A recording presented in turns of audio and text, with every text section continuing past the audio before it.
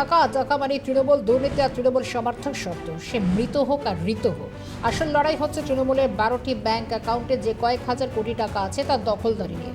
রাজ্যের বিরোধী শিবিরকে এভাবেই আক্রমণ সানিয়েছে বিজেপি রাজ্য সভাপতি শ্রমিক ভট্টাচার্য। তৃণমূল মানেই টাকা, টাকা মানেই তৃণমূল। দুর্নীতি আর তৃণমূল সমর্থক শব্দ।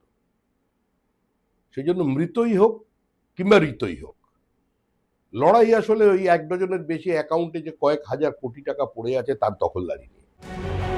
পাশাপাশি তিনি বলেন, কিছু ক্রিয়া হলে তার প্রতিক্রিয়া হবে। মানুষের আবেগ আহত হলে তা এত সহজে ভোলা যায় না। তৃণমূলের আমলে একের পর এক অপরাধ সংঘটিত হয়েছে। 2016 পর থেকে 333 জন বিজেপি কর্মী খুন হয়েছেন।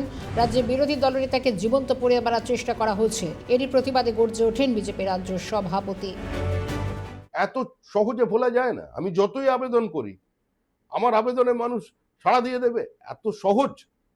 একটি ছেলে আমায় বলল, আমার সামনে দাদা আমার বোনকে গ্যাংরেপ করেছে, আপনি আমায় চুপ করে থাকতে বলছেন? এই গান্ধীবাদ চলবে না। আমার কাছে কিন্তু কোনো উত্তর নেই। সুতরাং মানুষ মানুষের মতো করে প্রতিবাদ জানাচ্ছে এবং এই প্রতিবাদটা স্বতঃস্ফূর্ত। সবসময় এ ধরনের প্রতিবাদকে আটকে রাখা যায় না। পাশাপাশি ত্রুটিমুক্ত ভোটার লিস্টের কথা শোনা যায় তাঁর মুখে। তিনি সাফ জানিয়েছেন, রোহিঙ্গা বাংলাদেশিদের নাম ভোটার লিস্টে থাকবে না। আশা করি ট্রাইব্যুনালও বিষয়টি দেখবেন। প্রতিক্রিয়া শ্রমিকের। আমরা চাই ত্রুটিমুক্ত ভোটার লিস্ট।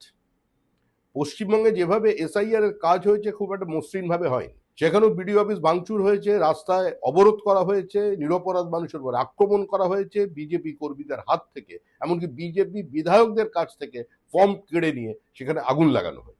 তখন কিন্তু এরা রাস্তায় নেমে কেউ প্রতিবাদ করেনি। দেরি হচ্ছে হোক, এতে হয়তো মানুষের কিছুটা অসুবিধা হচ্ছে বলে উনি বলছেন, কিন্তু আমরা তারপরেও চাই।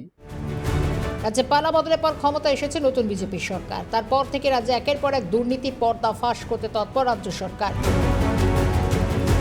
ক্যামেরা জনি মণ্ডলের সঙ্গে খালিদ জামাল, কালকাটা নিউজ।